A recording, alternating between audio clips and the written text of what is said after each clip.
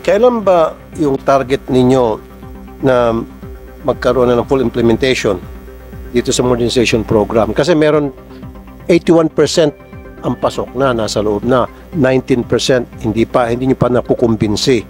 Siguro, diyan kayo talagang nagkulang sa departamento yan sa information dissemination.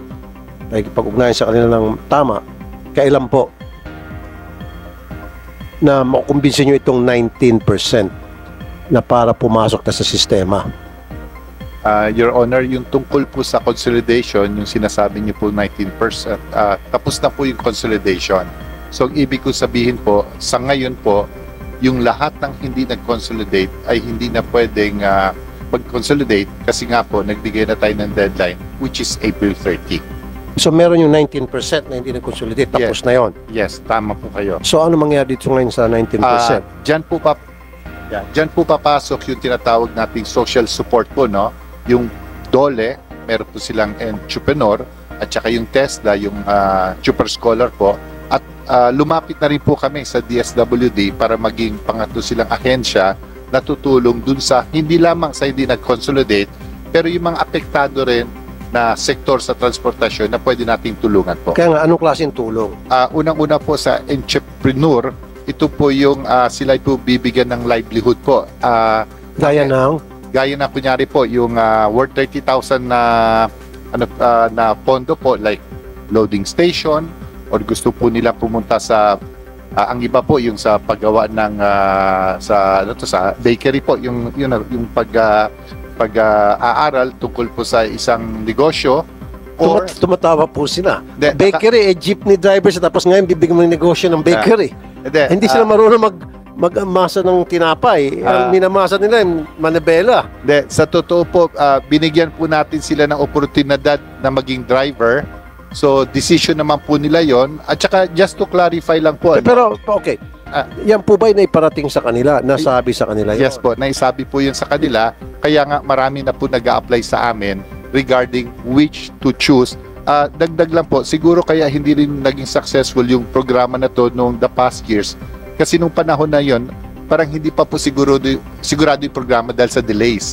But now that the consolidation is final, ngayon na po sila talagang lumalapit dahil alam nila na tapos na po yung consolidation. Okay, sige, pagbigyan natin. Anong pangalan niyo po, ma'am? Si Kabakod? Sige. Pagbigyan natin. Kanina pa siya taas ng kamay. Ma'am, pangalan niyo po? Good afternoon, Mr. Chair. Ako si Lilian Cebrano, presidente ng Kabakod Negros Transport Coalition Bacolod sa Region 6. No? Gusto lang ako mag-comment doon sa sinasabing entrepreneur. Kasi kung balikan natin yung POVMP, kahit sa Kongreso, dinideclare na yan na unconstitutional at saka hindi pinag-aralan ng mabuti. Kaya nga, yung 81%, kahit ipatawag natin dito sa Kongreso yung mga operator, magsasabi yan na pilitan lang kami. Yan na nagpa-consolidate kasi mawala na kami ng pangkabuhayan after April 30. But sa Bacolod, ito ang nangyari sa amin. Yung LPTRP sa Bacolod, October 21 ina-approve. Hindi nakadaan yon sa public consultation. Tapos tama yon si Sir Rafi Idol Tolpo na talagang LGU at LTFRB connivance talaga sa modernization dyan. Yung mga ruta ibinigay sa mga malapit lang sa kanila. Yung mayor namin nag-engage ng Egypt at nakataging pa sa kanya yung kooperatiba na Asinso. So, paano kami maniniwala? Ngayon, sa Bacolod at sa Iloilo, magrarally na ang mga nagko-co-op at nagkooperatiba, yung mga modernized association. Anong panawagan nila? Dapat hulihin na ang mga kolorom. Kami daw ay kolorom. Ngunit, nang nag-declare si Yusik Ortiga at saka si chairman na kolorom kami, yung OIC namin ina-affirm na hindi kami kolorom. Yung prangkisa namin hindi lang nila ini-renew dahil sa deadline ng April 30, Mr. Chairman. Ngayon, 35 days na ngayon, balik pasada, balik prangkisa kami para mabuhay. Ang gusto ko ngayon, narinig ko na yung magandang plano ninyo sa modernization. Ang Bacolod ngayon is 50%. Hindi consolidated. Mabawasan pa yan kasi subject for review pa. So anong mangyari sa amin, majority kami na hindi consolidated? Walang prangkisa, patuloy kaming nagbiyahe. Kasi hindi kami nirenew paano ang mga pamilya namin. So ngayon, patuloy kaming sinapsychological threat ni DOTR at LTFRB na hulihin kami dahil kolorom. Ngayon, i-declare nyo kami kolorom.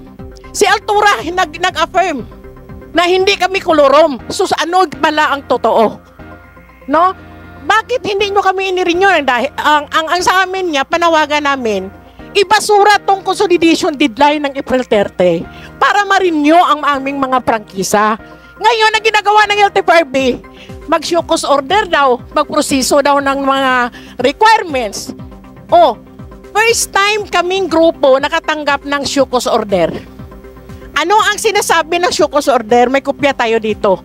Explain mo lang bakit hindi ma-cancel o ma-revoke ang aming prangkisa. Ibig sabihin, pag ma-justify namin yung reason na idipinsa namin yung aming prangkisa, anong next? Siyempre, motion to allow renewal of franchise. So that's why, Mr.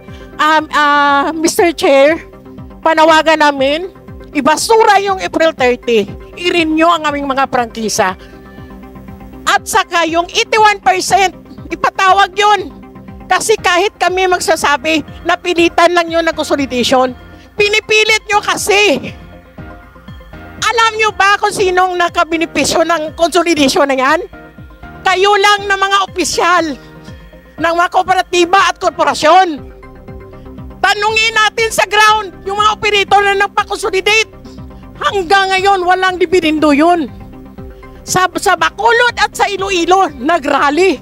Walang binipisyo. Masining sabi nyo, government sa benefits? Wala. So paano kami sasabay sa modernization ninyo? So ang sa amin lang ganito, go kayo, congratulations, kung maganda sa inyo ang modernization. Pero sa amin, irespeto yung karapatan naming mabuhay, ang pamilya namin. Kaya kami humingi ngayon sa mga senador na nandito, i-renew na prangkisa namin. Dapat managot itong mga LTFRB at DOTR Tinachap ang aming prangkisa. Pinapatay ang aming pamilya. Anong ginagawa nila? Nagrarally. Kasi gusto nilang hulihin kami. Maganda ba yung modernization na may mamamatay? At saka kayo ay mamubuhay? Maganda ba yun? So anong klaseng programa ng gobyernong ito? So anong mangyayari sa Bacolod? Kasi nag-connivance, yung LGU, yung LTFRB, yung mga korporasyon at kooperatiba sa programa. Anong mangyayari sa amin? O sinubukan naming nagbiyahe? Hindi kami hinuhuli. Bakit? Kasi hindi kansilado yung prangkisa namin. Hindi kami rebook. Sige. Pagbigyan naman natin ngayon yung DOTR. Alam niyo ba itong problema sa Bacolod? Aware ba kayo? 50% daw ang naapektuhan at hindi makapagbiyahe ngayon? Thank you, Mr. Chair. Salamat po, ma'am. Yeah. Ma'am, si Chair Guadis po magsasabi regarding sa percentage po. No? Idagdag ko yeah, na pero po. alam niyo po itong problema sa Bacolod. Yes, definitely. Ba't hindi niyo po ina-address? Ba't hindi niyo po inapuntahan o kinakausap sila? Unang-una po, nagpunta kami mismo ni Chair Guadis sa Bacolod po. And in Kailan fact, po? that was before the end of consolidation. In fact, after that po, tumaas po yung consolidation. Sabi niyo, bababa pa nga raw, 50%. Hindi po. Sasabihin po ni Chair Guadis yung tamang numero po ng consolidation. Pwede makita yung data, yung figures niyo, isabit niyo po sa amin.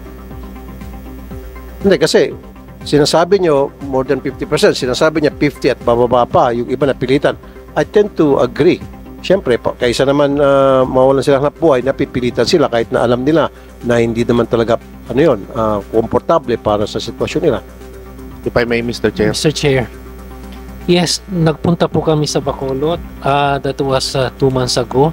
Kausap po namin si Mayor Benitez at saka yung buong yung sanggunian po at saka mga local officials ng Puro official, bakit wala yung sa ground, yung mga maapektuhang mga jeepney drivers?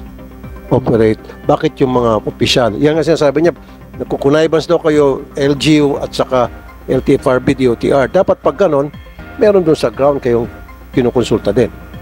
Yes, Mr. Chair. Ang rason naman kaya kami nagpunta doon, una, chinek namin yung estado ng mga kooperatiba, chinek namin yung yung route rationalization nila, and then nung sinabi nilang may mga kakulangan pa po, agad po namin na tinulungan, nirevisa ho namin yung local transport plan ho nila to accommodate more participants doon sa modernization program ho. We did that, kaya po tumaas ng malaki because yung ginawa po namin together with Mayor Benitez and the Sanggunian po, inaddress po namin yung concerns ng mga transport leaders doon. So, meron naman po kaming nagawa na win-win situation po. As to the figures, Mr. Chair, please give us a little more time. Chine-check ko namin ngayon sa opisina kung ilan ho yung actual percentage sa Bacolod So paano yung sinasabi niya 50% sa kanila na wala ng trabaho at hindi na alam ang gagawin? Paano po yun? Malaki po yung 50%. Eh kung 15%, medyo okay pa sa tenga. Pero 50% masakit sa tenga. Ang apektado. Mr. Chair, may I be... At nanganganib yung kanilang hanap buhay. Mr. Chair, for Region 6, Mr. Chair... Hindi, sa Bacolod po. Kasi taga Bacolod pong nagsasalita kanina. Bacolod lang po tayo. What we have, Mr. Chair, may we be given a little time. Ang nasa akin po is Region 6, which is an 83% ang consolidation rate po nila for the entire Region 6. May we be given... For the entire region. Pero yung sa Bacolod mismo, sinasabi nga po ni Ma'am Sembrano, 50% sa kanila ang apektado ngayon ang hindi pasok sa loob. At yung 50% na kabila ay napilitan lang at mababawasan pa yan, magkakaroon doon ng rally. So ibig sabihin, hindi maayos ang pamamalakad nyo doon sa Bacolod kasi ang sinabi nyo kanina, kumonsulta na kayo sa mga LGU. Kayo nagkukonsultahan na hindi nyo sinama sila. Dagdag. Ma'am. Mayroon tayong actually sinasabit dito sa Senate at saka sa Congress na yung reklamo. Mayroon tayong kooperatiba doon, pag-aari ng Cebu Peoples, taga Cebu. Sino po Taga Cebu, Cebu Peoples. Sino po yun? Cebu Peoples po. Sino may-ari nun? Parang kooperatiba yan galing Cebu. Na pumunta sa Pumunta sa Bacolod, siya yung nag-operate ng ruta kasi presidente ako doon sa Fortune Town. Sila yung nag-operate ng Cebu Peoples doon sa Fortune Town. Ngayon, ang mga operators dyan na malapit 40, nagproblema na ngayon kasi parang yung lumabas sa media na nagrarally doon sa na parang inaano nila, hindi nila pinalabas yung mga jeep, mga bus nila kasi tinitake over ng Cebu Peoples at mga hindi operator yung mga kooperatiba nila. Yung mga operator nila wala ng mga right doon sa kooperatiba nila. Okay, isang masin. Oo. So, bakit niyo pinayagan itong Cebu Peoples na mag-operate sa Bohol? Dapat kung sa Bohol, taga Bohol ang mag-operate. Mr. Chair, may I be recognized again po? That matter po na sinasabi niya has already been raised in an investigation conducted by the Committee on Transportation. Ano pong ng result House ng of investigation niyo po, sir? Representatives. Meron na pong resolution din ng House. May we be given at least 24 hours to submit to you the report. Na-take up na rin po lahat yan. Okay, And, gusto ko pong makita yun. I'm really interested. Yes, Mr. Chair. Within the 24 hours, nasa mesa na kukunin nyo yung findings. Okay, for the meantime, hindi ko po suspend ko lamang to para magkakaroon tayo ulit ng hearing in the next couple of weeks. So therefore, notices and invitations for the next meetings will be sent accordingly.